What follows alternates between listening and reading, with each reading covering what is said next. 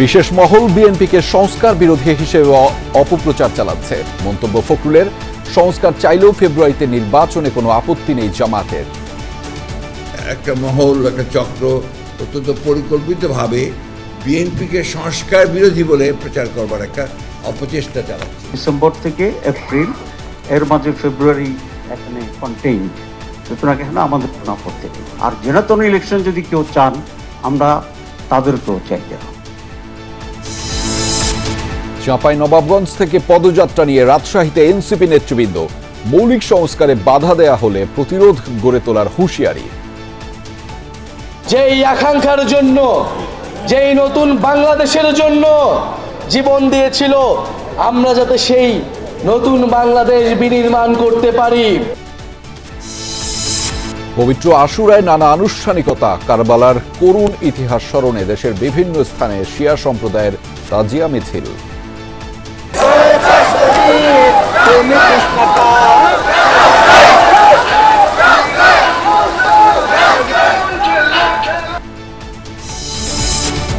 ব্রাহ্মণবাড়িয়া কক্সবাজারে নির্মমভাবে খুন হলো 2 শিশু। রাউজানে স্ত্রী সন্তানদের সামনে যুবদল কর্মীকে গুলি করে হত্যা।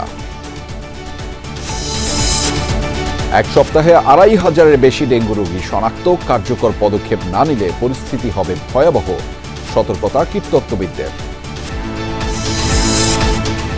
গভীর রাতে এশিয়ান কাপের ঐতিহাসিক অর্জনের সংবর্ধনা দেবে বাফুফে।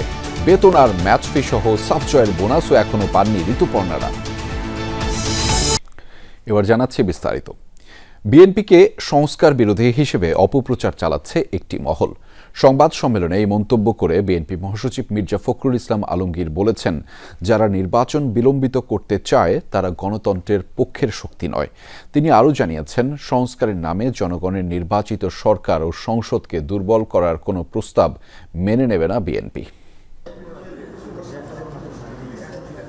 সকালে রাজধানীর গুলশানে চেয়ারপারসনের কার্যালয়ে সংবাদ সম্মেলন করে বিএনপি। সংস্কার ইস্যুতে লিখিত বক্তব্য তুলে ধরেন দলের মহাসচিব মির্জা ফখরুল ইসলাম আলমগীর। গভীর শ্রদ্ধা জানাচ্ছি আমাদের দলের পক্ষে। বলেন, জাতীয় ঐকমত্য কমিশনের কার্যক্রম নিয়ে জনমনে আগ্রহ ও প্রত্যাশার পাশাপাশি রয়েছে হতাশা ও উৎকণ্ঠাও। সংস্কার ইস্যুতে দলের অবস্থান পরিষ্কার করে তিনি বলেন, ঐকমত্য প্রতিষ্ঠার আগ্রহী বলেই দলের প্রতিনিধিগণ ধৈর্য নিয়ে আলোচনায় অংশ নিচ্ছেন এবং কমিশনকে সহযোগিতা করছেন। একটা মহল, একটা চক্র অত্যন্ত পরিকল্পিতভাবে বিএনপিকে সংস্কার বিরোধী বলে প্রচার করবার একটা অপচেষ্টা চালাচ্ছে। 70 অনুচ্ছেদ এবং প্রধানমন্ত্রীর মেয়াদ, 2 বিষয়ে আমরা ছাড় দিয়েছি। বিশেষ করে প্রধানমন্ত্রীর মেয়াদ নির্দিষ্ট করে দেওয়ার বিধান বিশ্বের কোথাও না থাকার পরেও ঐকমত্য প্রতিষ্ঠার স্বার্থে আমরা সম্মত হয়েছি। 6টি কমিশনের মধ্যে এখনও পুলিশ সংস্কার কমিশনের বিষয়ে আলোচনা হয়নি। তবে র্যাব বিলুপ্ত সহ কমিশনের প্রস্তাবিত প্রায় সব বিষয়ে ঐকমত্য প্রতিষ্ঠা হয়েছে। মির্জা ফখরুলের মন্তব্য, দীর্ঘ আলোচনার পর সংস্কার কমিশনগুলো যেসব প্রস্তাব পেশ করেছে তা নিয়ে অচল অবস্থা সৃষ্টির কারণে কার্যক্রম বিলম্বিত হচ্ছে। এমন বহু সংস্কার প্রস্তাবে শুধুই ঐকমত্য প্রতিষ্ঠার স্বার্থে আমরা একমত হয়েছি, যেগুলি বাস্তবায়ন অত্যন্ত দুরূহ এবং যে উদ্দেশ্যে এসব প্রস্তাব তা অর্জনের সাফল্য প্রশ্ন সাপেক্ষ। মির্জা ফখরুল জানান, দুদক সংস্কার কমিশনের 47টি সুপারিশের মধ্যে 46টিতেই সম্মত বিএনপি। জনপ্রশাসন সংস্কার কমিশনের 208টি সুপারিশের মধ্যে 187টি প্রস্তাবে সম্মত হয়েছে বিএনপি। 5টিতে আংশিক এবং ভিন্নমত রয়েছে 5টি সুপারিশে। বিচার বিভাগীয় সংস্কার কমিশনের 89টি সুপারিশের মধ্যে 62টি সুপারিশে একমত দলটি। 9টিতে আংশিক এবং 18টিতে ভিন্নমত পোষণ করে যুক্তিসহ পরামর্শ দেয়া হয়েছে। নির্বাচনী ব্যবস্থা বিষয়ক সংস্কার কমিশনের 243টি সুপারিশের মধ্যে বিএনপি 141টিতে একমত। 14টিতে আংশিক এবং 64টিতে ভিন্নমত ছাড়াও 24টি বিষয়ে একমত হতে পারেনি বিএনপি মহাসচিব জানান, সংবিধান সংস্কার কমিশনের 131টি সুপারিশের অধিকাংশতে একমত পোষণ করেছে দলটি।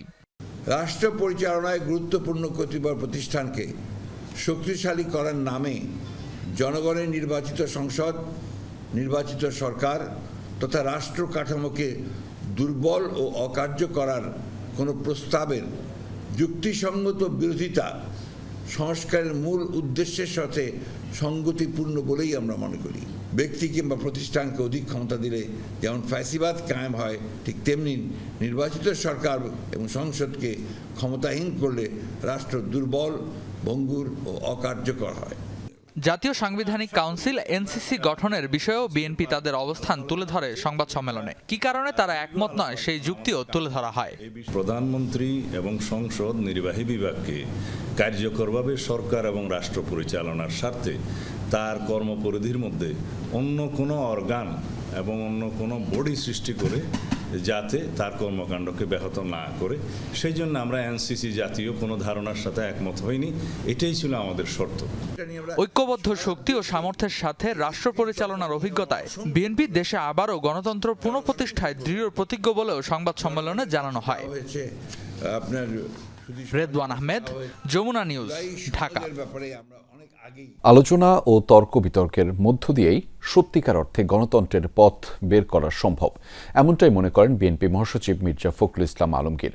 বিকেলে রাজধানীর গুলশানে foundation for strategic and development studies FSDS আয়োজিত জাতীয় নিরাপত্তার স্বার্থে জাতীয় ঐক্য অপরিহার্য শীর্ষক সংলাপে একথা বলেছেন তিনি। জামায়াতে ইসলামের নায়েবে আমির সৈয়দ আব্দুল্লাহ মোহাম্মদ তাহের বলেন, ফেব্রুয়ারিতে নির্বাচন নিয়ে তার দলের কোনো আপত্তি নেই। এ সময় ঐক্যমত্য কমিশনের সদস্য বদিউল আলম মজুমদার বলেন, শুধু নির্বাচন নয়, একটি টেকসই গণতন্ত্রের গোড়াপত্তন করা দরকার। অন্য বক্তারা বলেন, দেশে এখন যে নিরাপত্তা ঝুঁকি রয়েছে তা থেকে বেরিয়ে আসতে সবচেয়ে জরুরি জাতীয় নির্বাচন ও নির্বাচিত সরকার। তবে সংস্কার না করে তড়িঘড়ি নির্বাচনে গেলে আবারও গণঅভ্যুত্থান ঘটতে পারে। নেতিবাচক চিন্তা না করে আমরা সবাই একমত হয়ে এই যে সামনে যে সময়টুকু যে খুব দ্রুত আমরা গণতান্ত্রিক ব্যবস্থার মধ্যে জিততে চাই। আমরা বলেছি যে ডিসেম্বর থেকে এপ্রিল, এর মাঝে ফেব্রুয়ারি এখানে কন্টেইনড, সুতরাং এখানে আমাদের কোনো আপত্তি নেই। আর জেনারেল ইলেকশন যদি কেউ চান, আমরা তাদেরকেও চাই না। শুধু নির্বাচনই নয়, গণতান্ত্রিক উত্তরণ দরকার, একটা স্থিতিশীল, একটা স্থায়ী, একটা টেকসই গণতান্ত্রিক ব্যবস্থা আমাদের গোড়াপত্তন করা দরকার। নতুন বাংলাদেশ গড়ে তোলার মাধ্যমে জুলাই অভ্যুত্থানে শহীদদের আকাঙ্ক্ষা পূরণ করা হবে। চাঁপাইনবাবগঞ্জে এনসিপির জুলাই পদযাত্রার কর্মসূচির পথসভায় এমনটা বলেছেন দলের আহ্বায়ক নাহিদ ইসলাম। মৌলিক সংস্কারে বাধা দেয়া হলে প্রতিরোধ গড়ে তোলার হুঁশিয়ারি দেন দলটির নেতারা। দেশ গড়তে জুলাই পদযাত্রা কর্মসূচির ষষ্ঠ দিনে চাঁপাইনবাবগঞ্জের পাশাপাশি রাজশাহীতেও গণসংযোগ ও পথসভা করেছে দলটি। জুলাই অভ্যুত্থানে চাঁপাইনবাবগঞ্জে ছাত্র জনতার আন্দোলনের কেন্দ্র ছিল শহরের শান্তিমোড়। নওগাঁ থেকে চাঁপাইনবাবগঞ্জ পৌঁছে শান্তিমোড় থেকেই শুরু হয় এনসিপির ষষ্ঠ দিনের জুলাই পদযাত্রা কর্মসূচি। বিভিন্ন সড়ক ঘুরে কলেজ চত্বরে পৌঁছায় জুলাই পদযাত্রা। সেখানে অনুষ্ঠিত হয় পথসভা। দলের আহ্বায়ক নাহিদ ইসলাম বলেন, নতুন বন্দোবস্তের মাধ্যমে জুলাই অভ্যুত্থানে শহীদদের আত্মত্যাগের মর্যাদা নিশ্চিত করা হবে। এ সময় সীমান্ত হত্যাকাণ্ডের কড়া সমালোচনা করেন তিনি। হুঁশিয়ারি দেন সীমান্ত অভিমুখে লং মার্চেরও। শহীদরা যেই আকাঙ্ক্ষার জন্য, যেই নতুন বাংলাদেশের জন্য জীবন দিয়েছিল, আমরা যাতে সেই নতুন বাংলাদেশ বিনির্মাণ করতে পারি। সীমান্তে অনেক বাহাদুরি হয়েছে দাদাদের, সেই বাহাদুরির দিন শেষ হয়েছে। যদি সীমান্তে আগ্রাসন চালানো হয়, সীমান্তে আমার ভাইদের উপর হত্যার চেষ্টা চালানো হয়, আমরা সীমান্তে লং মার্চ ঘোষণা করব। পথসভায় দলের সদস্য সচিব আক্তার হোসেন বলেন, মৌলিক সংস্কারে বাধা দিলে প্রতিরোধ গড়ে তোলা হবে। জুলাই ঘোষণা ও জুলাই সনদের উপর গুরুত্ব দেন নেতৃবৃন্দ। বাংলাদেশে যদি মৌলিক সংস্কারকে কেউ বাধাগ্রস্ত করার চেষ্টা করে, বাংলাদেশে জুলাই সনদ, জুলাই ঘোষণাপত্র কেউ যদি আটকিয়ে রাখতে চায়, তাদের বিরুদ্ধে এই চাঁপাইবাসীকে প্রতিরোধ গড়ে তুলবে। পরে শহরের সুপারমার্কেট এলাকায় এনসিপির জেলা কার্যালয় উদ্বোধন করেন কেন্দ্রীয় নেতারা। এরপর রাজশাহীর উদ্দেশ্যে রওনা হয় জুলাই পদযাত্রার গাড়িবহর। বিকেলে রাজশাহীর গোদাগাড়িতে সংক্ষিপ্ত পথসভায় বক্তব্য দেন নাহিদ ইসলাম। পরে নগরীতে পদযাত্রা ও পথসভায় অংশ নেন কেন্দ্রীয় নেতারা। বিপ্লবীরা ঘুমায় নাই, বিপ্লবীরা ঘুমাবে না। আমাদের দাবি আদায় না হওয়া পর্যন্ত আমরা রাজপথে আছি। সোমবার রাজশাহী থেকে নাটোর, সিরাজগঞ্জ ও পাবনা হয়ে কুষ্টিয়ায় পৌঁছাবে এনসিপির জুলাই পদযাত্রা। জাহিদ হাসান, যমুনা নিউজ।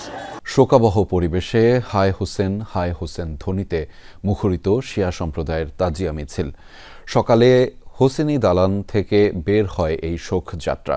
মিছিল ঘিরে ছিল কয়েক স্তরের নিরাপত্তা। আয়োজকরা জানিয়েছেন, ন্যায় প্রতিষ্ঠায় ইমাম হোসেনের আত্মত্যাগ স্মরণ করতেই তাদের এই আয়োজন।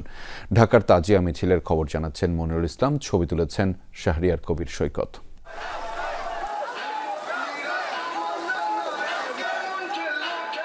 নীল সিয়া আসমানে লালে লাল দুনিয়া, আম্মা লাল তেরি খুন কিয়া খুনিয়া। কাদে কোন ক্রন্দসি কারবালা ফোরাতে, সে কাদনে আসুয়ানে সীমারেরও ছোড়াতে। জাগো ওঠো মুসলিম, হাকো হাইদরি হাক, শহীদের দিনে সব লালে লাল হয়ে যায়।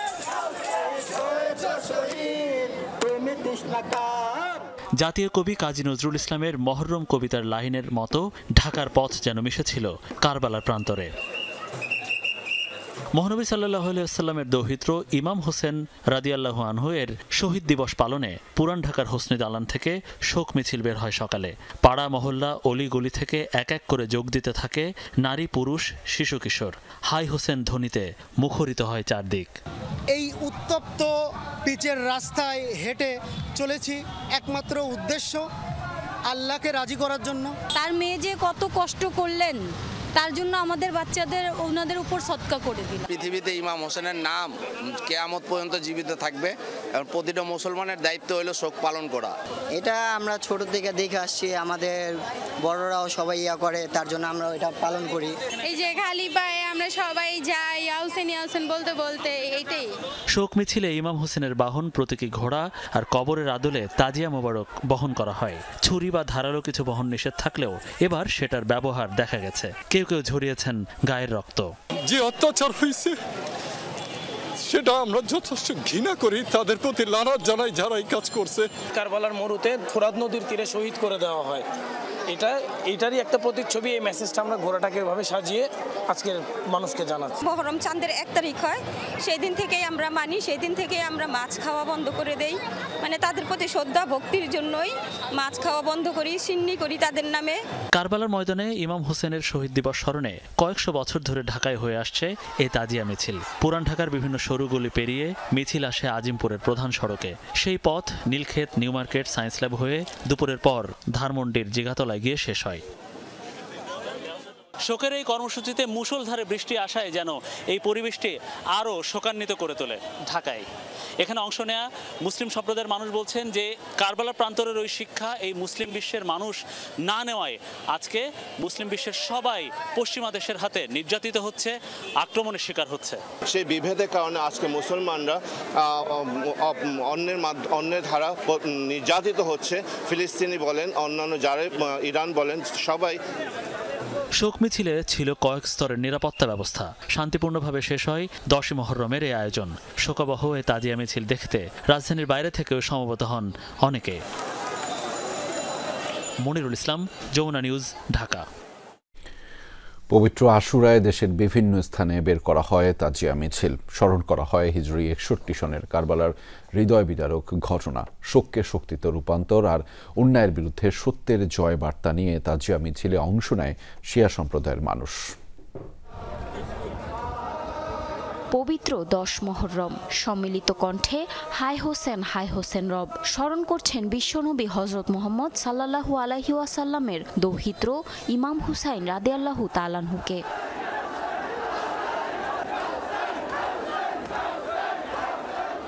শোককে শক্তিতে রূপান্তর আর অন্যায়ের বিরুদ্ধে সত্যের জয়ের বার্তা নিয়ে খুলনাতে বের হয় তাজিয়া মিছিল। নগরীর আলতাপোল লেনে আঞ্জুমানে পাঞ্জাতনী ইমামবাড়ি থেকে শোক ও মাতমের মিছিল বের করা হয়। শিয়া সম্প্রদায়ের বিভিন্ন বয়সী মানুষ শোকের ব্যানার, প্ল্যাকার্ড আর ফেস্টুন নিয়ে মিছিলে অংশ নেন।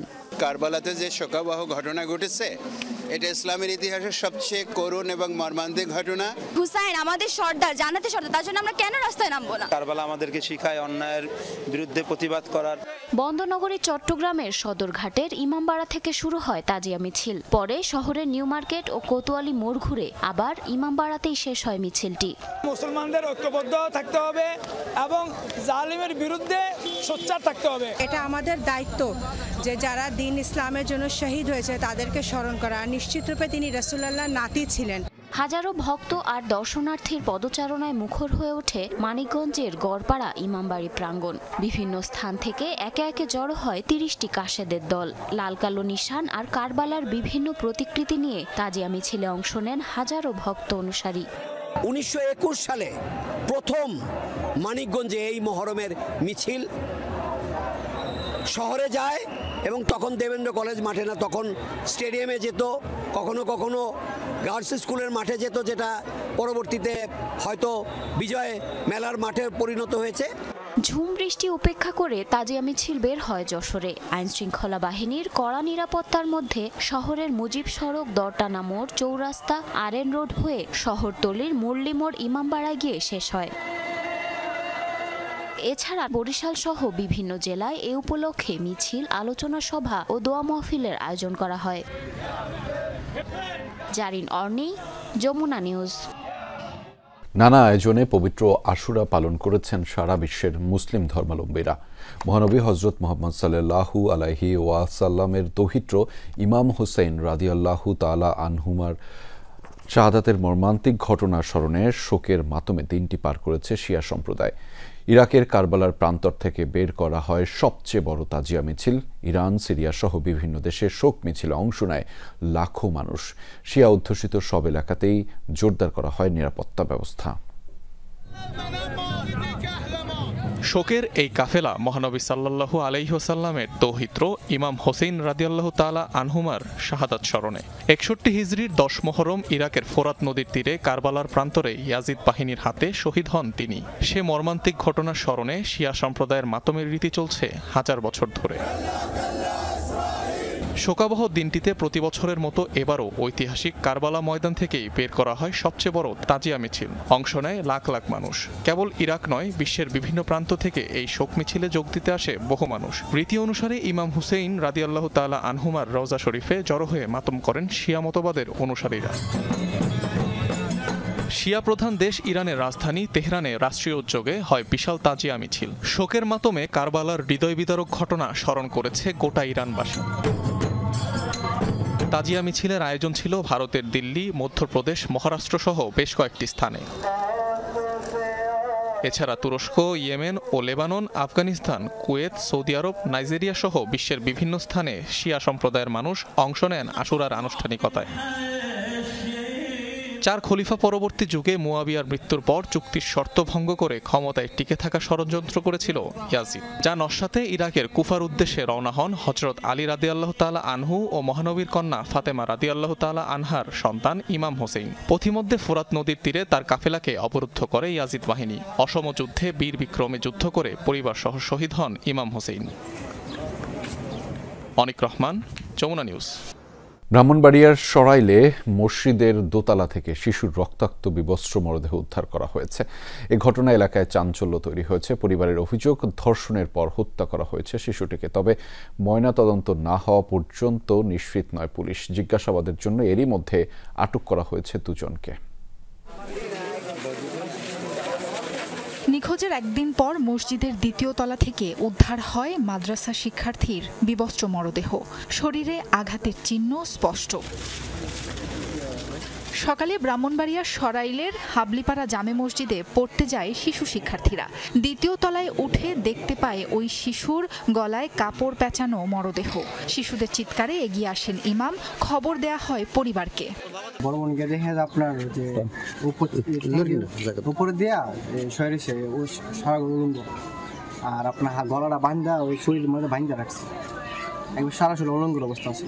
আর ওনার যে পরনের যে পায়জামা দিয়া অতীতে আমাদের মুরব্বী থেকে এই পর্যন্ত এই ধরনের নগ্ন ঘটনা হয় নাই।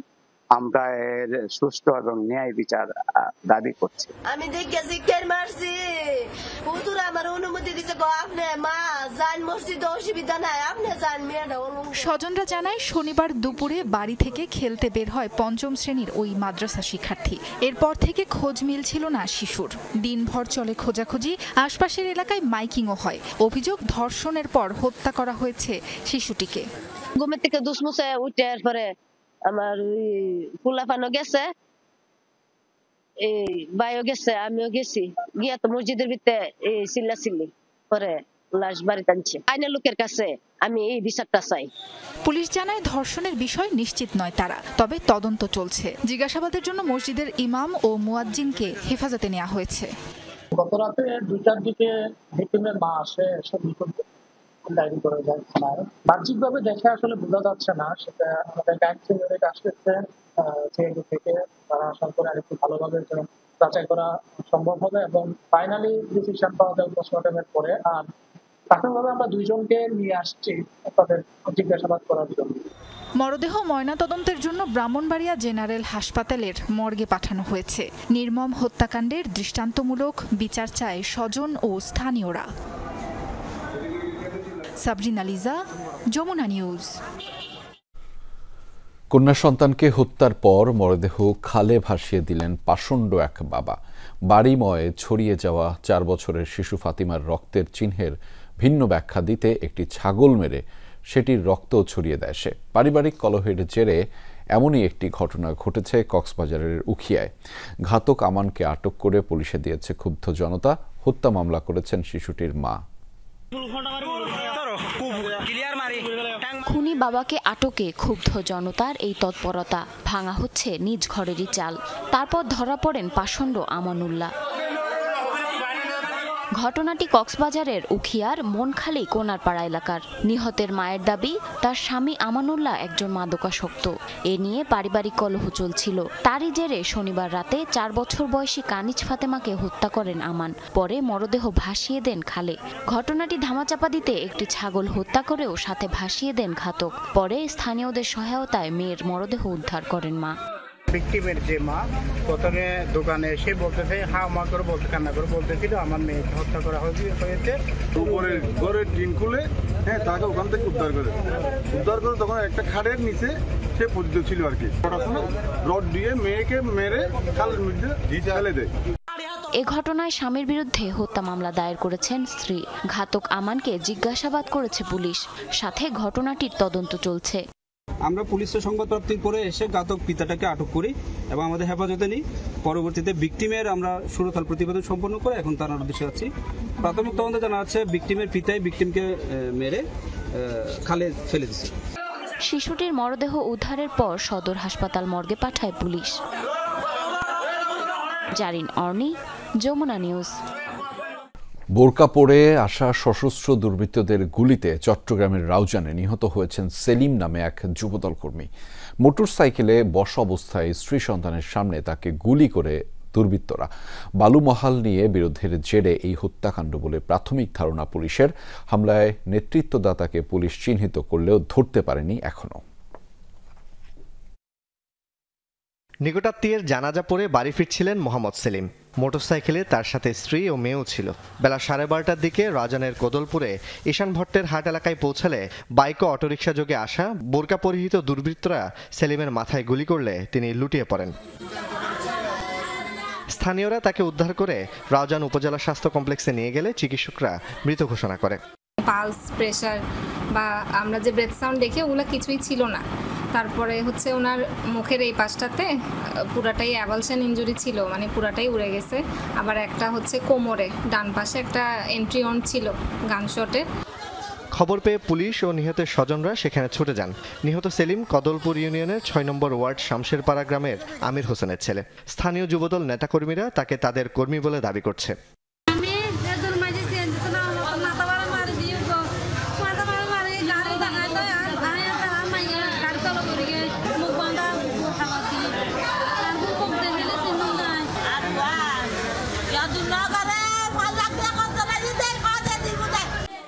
পুলিশ জানায় নিহতের মুখে ও মাথায় গুলি লেগেছে।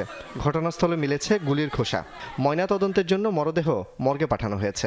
কদলপুর এলাকার অন্যতম সন্ত্রাসী রায়হান, তার নেতৃত্বে বোরকা পরা 4 থেকে 5 জন, 500 আরো বেশি হইতে পারে, একটা সিঙ্গি যুগে তারা বোরকা পরে এসে ঈশান ভট্টের হাটে ওই সেলিমের মোটরসাইকেলের গতিরোধ করে তার মাথায় গুলি করে আমরা চেষ্টা করেছি গ্রেফতার করার জন্য।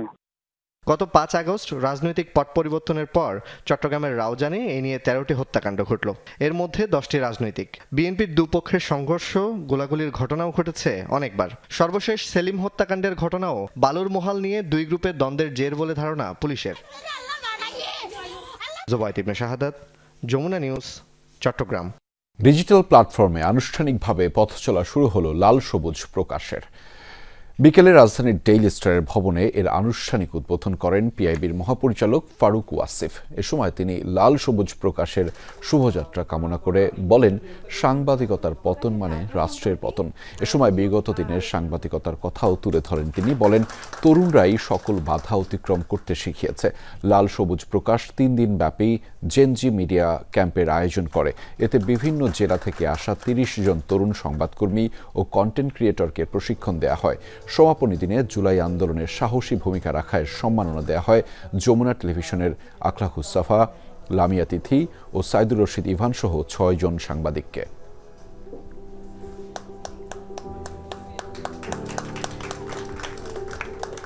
মালয়েশিয়ায় জঙ্গি সন্দেহে গ্রেফতার বাংলাদেশিরা কেউ জঙ্গি নয় বলে দাবি করেছেন স্বরাষ্ট্র উপদেষ্টা অবসরপ্রাপ্ত লেফটেন্যান্ট জেনারেল জাহাঙ্গীর আলম চৌধুরী।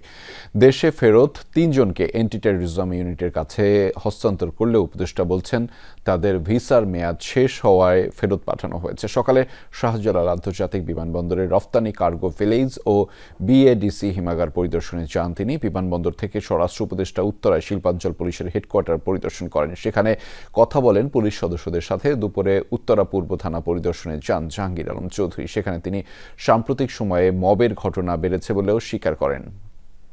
প্রথমবারের মতো এশিয়া কাপে খেলবে বাংলাদেশ। রাতেই দেশে ফিরছেন ঋতুপর্ণা আফিদারা। ঐতিহাসিক এই অর্জনে বাফুফে অভিনব সংবর্ধনা দেবে বাংলার বাঘিনীদের। আজ দিবাগত রাত 2:30টায় রাজধানীর হাতিরঝিলের এমভি থিয়েটারে সংবর্ধনার আয়োজন করেছে বাফুফে। বাংলাদেশের নারী ফুটবল দল আজ মিয়ানমার সময় সন্ধ্যা 7টায় রওনা হবে। মিয়ানমার থেকে থাইল্যান্ড পৌঁছাবে রাত 9টায়। থাইল্যান্ডে যাত্রা বিরতির পর মধ্যরাত 1:30টায় ঢাকায় পৌঁছানোর কথা লাল সবুজের মেয়েদের। বিমানবন্দরে আনুষ্ঠানিকতা শেষে রাত 2:30টায় পুরো দল আসবে হাতিরঝিলে। ভুটান লিগ খেলতে পরদিনই ঢাকা ছাড়ার কথা রয়েছে ঋতুপর্ণা মনিকাদের। সব মিলিয়ে পুরো দলকে একসঙ্গে সংবর্ধনা প্রদানের লক্ষ্যে আজ রাতেই আয়োজন করছে বাফুফে। দেশের নারী ফুটবলের অগ্রগতিতে সর্বোচ্চ বিনিয়োগের ভাবনা বাফুফের। প্রথমবারের মতো নারী এশিয়া কাপে জায়গা করে নেয় এখনই কোনো বোনাস ঘোষণার চিন্তা নেই বাফুফের। তবে নেপালে সাফ জয়ের পূর্ব ঘোষিত 1.5 কোটি টাকা অর্থ পুরস্কারের বিষয়ে দ্রুত সিদ্ধান্তের কথা জানিয়েছেন বাফুফের সহসভাপতি ফাহাদ করিম। প্রথমবারের মতো নারী এশিয়ান কাপে জায়গা করে নিয়ে পুরো দেশকে আনন্দে জোয়ারে ভাসিয়েছে আফিদা ঋতুপর্ণারা। এই অর্জনকে ভিন্নভাবে উদযাপন করতে রাজধানীর হাতিরঝিলের এমপি থিয়েটারে রোববার দিবাগত রাত 2:30টায় সংবর্ধনার আয়োজন করেছে বাফুফে। সময় এবং ফুটবলারদের ভ্রমণ ক্লান্তির মধ্যে এই আয়োজন নিয়ে প্রশ্ন উঠলেও সকল ফুটবলারকে এক মঞ্চে রাখার কথা জানান বাফুফের সহসভাপতি ফাহাদ করিম। এক একজনকে বাই নেম কল করে স্টেজে এনে তাদেরকে সম্মান দেওয়াটা হচ্ছে আমাদের মূল উদ্দেশ্য। তাদের একটি গ্রুপ ফটো, একটা ছোট্ট মেমোরি যে তারা এত বড় অর্জন করে আসলো।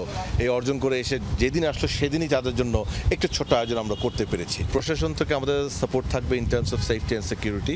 এয়ারপোর্টে আমাদের ম্যাক্সিমাম ইসি মেম্বারই যাবেন তাদেরকে রিসিভ করার জন্য। সেখান থেকে দ্রুত সময়ে তাদেরকে আমরা বের করে নিয়ে এসে এখানে নিয়ে আসবো ইনশাআল্লাহ। যারাই আমাদের এই নারী ফুটবলারদেরকে তাদের এই বড় অর্জনের জন্য আজকে একটি ছোট কিন্তু একটা ঐতিহাসিক মোমেন্টের অংশীদার হতে চান, তাদেরকে আমরা ওয়েলকাম করব। নারী ফুটবলারদের হাত ধরেই নতুন করে জেগে উঠেছে দেশের ক্রীড়াঙ্গন। সেই ধারাবাহিকতায় আফিদা ঋতুপর্ণা সহ বেশ কিছু ফুটবলারকে দেখা যাবে বিভিন্ন বাণিজ্যিক প্রতিষ্ঠানের বিজ্ঞাপনে, যা দেশের নারী ফুটবলের জন্য বেশ ইতিবাচক বলছেন ফাহাদ করিম। বেশ কিছু কর্পোরেট সংস্থা কিভাবে তাদেরকে ব্র্যান্ড অ্যাম্বাসেডর করতে পারে, কিভাবে তাদেরকে স্পন্সর করতে পারে, এই ব্যাপারে কিন্তু অলরেডি আলোচনা শুরু হয়েছে। এখন থেকে অস্ট্রেলিয়া যাওয়া পর্যন্ত যে সময়টা আছে, এই সময়টার একটি proper planning, that is our first most priority. সেই প্ল্যানিংয়ের জন্য কতটুকু ইনভেস্টমেন্ট লাগবে সেটা প্ল্যানিং এবং সেটা কোথেকে আমরা অ্যারেঞ্জ করব সেটা নিয়ে আমরা কাজ করব। দেশের ইতিহাসে নারীদের এই অর্জনকে এগিয়ে নিতে সর্বোচ্চ বিনিয়োগের চিন্তা করছে বাফুফে। তবে এখনই নতুন করে কোনো বোনাস ঘোষণার ভাবনা নেই তাদের। সাফ জয়ের পূর্ব ঘোষিত 1.5 কোটি টাকা অর্থ পুরস্কার নিয়ে দ্রুত সিদ্ধান্তের কথা জানান ফাহাদ করিম। ডেফিনেটলি আমরা ঘোষণা দিয়েছিলাম। ঘোষণা দেওয়ার পরে কিন্তু আমরা নারী দলের উপরে কি অ্যাডিশনাল ইনভেস্টমেন্ট করেছি। আমরা তাদেরকে ইউই পাঠিয়েছি, আমরা তাদেরকে জর্ডানে পাঠিয়েছি, আমরা তাদের টেকনিক্যাল স্টাফকে এনরিচ করেছি। এই সব কিছু কিন্তু আমরা ইনভেস্ট করেছি। সো আমাদের তো আসলে অর্থের সীমাবদ্ধ আছে। সো এখন আমরা ডেফিনেটলি পুরস্কার আমরা তাদেরকে দিব, অবশ্যই কোনো সন্দেহ নাই। গভীর রাত ও ফুটবলারদের ভ্রমণ ক্লান্তিকে মাথায় রেখে ছোট পরিসরে এই সংবর্ধনার আয়োজন করছে বাফুফে, যেখানে প্রধান অতিথি হিসেবে উপস্থিত থাকবেন সংস্কৃতি উপদেষ্টা মোস্তফা সরওয়ার ফারুকী। নাসিফ শুভ, যমুনা স্পোর্টস, ঢাকা। 2024 সালের চাইনিজ তাইপের বিপক্ষে ম্যাচ থেকে বেশ কটি ফিফা ম্যাচের ম্যাচ ফি পাচ্ছে না বাংলাদেশের জাতীয় নারী ফুটবল দল। শুধু তাই নয়, 2 মাস ধরে বেতনও পাচ্ছেন না বাংলাদেশকে এশিয়া কাপে উঠানোর নায়ক ঋতুপর্ণা চাকমা সহ 18 নারী ফুটবলার। বাফুফে নারী উইংয়ের চেয়ারম্যান বলছেন, চলছে দীর্ঘসূত্রতা কমিয়ে আনার চেষ্টা। হাতিরঝিলের এই অ্যাম্ফি থিয়েটার মাতবে প্রথমবার নারী ফুটবলারদের এশিয়ার সর্বোচ্চ মঞ্চে খেলার উচ্ছ্বাসে। মাঝরাতে সব আলো এসে পড়বে ঋতুপর্ণা আফিদাদের চোখে মুখে। কিন্তু এমন ঝলমলে সংবর্ধনা আর প্রতিশ্রুতিতে কি চিরে ভিজবে? 2024 সালের 31 মে চাইনিজ তাইপের বিপক্ষে প্রীতি ম্যাচ থেকে বেশ কটি ম্যাচের ফিফা ম্যাচ ফি এখনও পায়নি বাংলাদেশ জাতীয় নারী ফুটবল দল। মাঝে নেপালে সাফ চ্যাম্পিয়নশিপের ম্যাচ ফি পেয়েছে 31 মে 2024 থেকে 5 জুলাই 2025। এই টাইম ফ্রেমে মেয়েরা খেলেছে সর্বমোট 15টি ম্যাচ। সাফ চ্যাম্পিয়ন হওয়ার পর ঘোষিত পুরস্কারের 1.5 কোটি টাকা কবে দিবে বাফুফে, তারও কোনো ঠিক নেই। অথচ ওরাই বারবার গর্বিত করেছে লাল সবুজের পতাকাকে। ছেলেরা যখন ব্যর্থতায় মুখ লুকিয়ে দেশে ফিরেছে, তখন সাবিনা ঋতুপর্ণারা দেশে ফিরেছে ব্যাক টু ব্যাক সাফ শিরোপা উঁচিয়ে। কিন্তু ঠিকই, ছেলেদের সব ফিফা ম্যাচ ফি ক্লিয়ার করা হলেও মেয়েদের ম্যাচ ফি এখনো বাকি। সমস্ত পেপারস গুলো জমা দিতে হয়, তো ওরা ওখানে খেলে সেগুলো ঠিকমতো প্রপারলি জমা হয় নাই, যে কারণে পায় নাই। গেল মাসে যমুনা টেলিভিশন প্রথম তুলে ধরে সাবজয়ী 18 নারী ফুটবলারের বেতন না দেওয়ার বিষয়টি। 1 মাস পেরিয়ে গেলেও বিষয়টির কোনো উন্নতি হয়নি। মিয়ানমারের বিপক্ষে জোড়া গোল করা ঋতুপর্ণা সহ 18 নারী ফুটবলার 2 মাস ধরে বেতন পাচ্ছেন না। বাফুফের ব্যাখ্যা, ভুটান লিগে 10 নারী ফুটবলার কত পারিশ্রমিক পাচ্ছে সেটা নারী ফুটবলাররা বাফুফেকে না জানানোয় বিষয়টি আটকে আছে। এটা ওদের ঝামেলার জন্য ছিল, ওরা ওই যে কন্ট্যাক্ট পেপার গুলো দেয় নাই, তো ওটা প্রসেস করতে হলে কন্ট্যাক্ট পেপার গুলো লাগবে। যারা কন্ট্যাক্ট পেপার দিতে দেরি করছে তাদেরটা দেরিতে ঢুকছে, ম্যাক্সিমামই ঢুকে গেছে। যারা কন্ট্যাক্ট পেপার দিতে দেরি করছে তাদেরটা হয়তো এত দেরি। লোকে বলে পেটে দিলে পিঠে সয়। বাফুফের সব হচ্ছে, শুধু আটকে থাকে মেয়েদের বেতন। বিদেশি লিগে খেললে বেতন আংশিক পাবে, এমন অদ্ভুত নিয়ম কেবল বাংলাদেশেই আছে, যাকে হাস্যকর বললেও বাড়াবাড়ি হবে না। মেহেদি নাইম, যমুনা স্পোর্টস, ঢাকা। দেশে ডেঙ্গু শনাক্তের সংখ্যা 12,000 ছাড়ালো। জানুয়ারি থেকে পর্যন্ত মৃত্যু হয়েছে 45 জনের। 42 জেলার হাসপাতালেই রোগী ভর্তি আছে। স্বাস্থ্য অধিদপ্তরের তথ্যে দেখা গেছে গত 1 সপ্তাহেই 2,500-এর বেশি রোগীর ডেঙ্গু শনাক্ত হয়েছে। ব্যবস্থা না নিলে আগস্ট সেপ্টেম্বরে ভয়াবহ হবে ডেঙ্গু পরিস্থিতির, সতর্ক করছেন কীটতত্ত্ববিদরা। সারা দেশেই বেড়েছে জ্বরের রোগী, বাড়তি চাপ হাসপাতালগুলোতে। বরিশাল বিভাগের অবস্থা বেশি নাজুক। জ্বরের রোগীদের অনেকেই ডেঙ্গু আক্রান্ত, প্রতিদিন শনাক্ত 300-র মতো। ঢাকার বাইরে সবচেয়ে বেশি রোগী ভর্তি বরগুনায়, 3,000-এর বেশি রোগী শনাক্ত আর মৃত্যু হয়েছে 6 জনের। জুনে প্রায় 6,000 মানুষের ডেঙ্গু শনাক্ত হয়েছে। গত 1 সপ্তাহেই শনাক্ত 2,500-এর বেশি।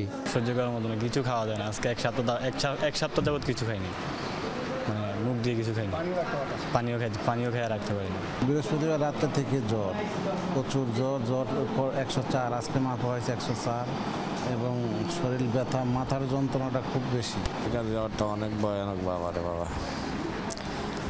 এটা যে শরীরের কি অবস্থা করে এটা বলা যায় না। প্রচুর ডেঙ্গু হচ্ছে, কিন্তু এলাকায় এটার বিরুদ্ধে কোনো সরকারি কোনো পদক্ষেপ নেই। সরকার যদি পদক্ষেপ নিতে পারে অবশ্যই এটা আরও ভালো হবে। জ্বরের রোগীদের অনেকে অবহেলায় দেরিতে হাসপাতালে যান। তাদের বড় একটা অংশ পড়েন জটিলতায়। গত 36 দিনে মৃত্যু হয়েছে 22 জনের। আপনি যত দ্রুত ডায়াগনোসিস করবেন, আপনি তত দ্রুত সেভ করতে পারবেন। সিভিয়ার ভমিটিং, কনশাসনেস, এলোমেলো কথা বলছে কিনা, বা স্পেসিফিক কোনো ধরনের কিডনির সমস্যা তৈরি হচ্ছে কিনা, লাল প্রস্রাব, পায়খানা, কোথাও কোনো রক্তপাত আছে কিনা, এগুলো যদি কিছু চোখে পড়ে তাহলে পেশেন্টটার ব্যাপারে একটু কেয়ারফুল হতে হবে। দেশে মশা মারার আয়োজন নেই বললেই চলে। বিপরীতে ঝিরঝিরে বৃষ্টি ও অনুকূল তাপমাত্রার কারণে এডিস মশার বিস্তার বাড়ছে। ফলে আগামী 3 মাসে ডেঙ্গু রোগীর সংখ্যা বেশ বাড়বে বলে সতর্ক করছেন কীটতত্ত্ববিদেরা। ফরকাস্টিং মডেলে আমরা নিশ্চিতভাবে দেখতে পাচ্ছি যে এবছর ডেঙ্গু পরিস্থিতি বেশ খারাপ হবে। বিশেষ করে ঢাকা, ছাড়াও ঢাকার বাইরে চট্টগ্রাম, কক্সবাজার, বরগুনা এবং বরিশাল এই কয়েকটি জেলার পরিস্থিতি বেশ ভয়াবহ হওয়ার একটি সম্ভাবনা আছে। দেশে ডেঙ্গুর সঙ্গে বাড়ছে চিকুনগুনিয়াও। হাসান মিসবাহ, যমুনা নিউজ, ঢাকা। আবারও গাজায় যুদ্ধবিরতির চুক্তি নিয়ে তৈরি হয়েছে অনিশ্চয়তা। শনিবার এক বিবৃতিতে ইসরায়েলের প্রধানমন্ত্রীর অফিস জানিয়েছে, কাতার, মিশর ও যুক্তরাষ্ট্রের উত্থাপিত প্রস্তাবে উল্লেখযোগ্য পরিবর্তনের দাবি জানিয়েছে হামাস, যা অগ্রহণযোগ্য হিসেবে আখ্যা দেওয়া হয়েছে।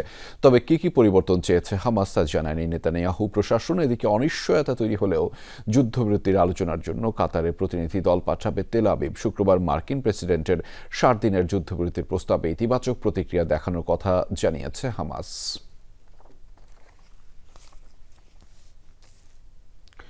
যুদ্ধবিরতির আলোচনার মাঝেই গাজায় নিয়মিত আগ্রাসন চালিয়ে যাচ্ছে ইসরায়েলি সেনাবাহিনী। প্রাণ হারিয়েছেন আরও 78 ফিলিস্তিনি, আহত হয়েছে প্রায় 350 মানুষ। বিভিন্ন স্থানে চালানো হয়েছে বিভিন্ন হামলা, হতাহত বহু মানুষ। এখনও ধ্বংসস্তূপের নিচে চাপা পড়ে আছে অনেকেই। প্রয়োজনীয় সরঞ্জামের অভাবে চালানো যাচ্ছে না উদ্ধার কার্যক্রমও। আবার গুলিবর্ষণ হয়েছে খাবারের আশায় ত্রাণ কেন্দ্রে যাওয়া নিরস্ত্র মানুষের ওপর। এ পর্যন্ত ত্রাণ নিতে গিয়ে আইডিএফের হাতে নিহত ফিলিস্তিনির সংখ্যা 700 ছাড়িয়েছে।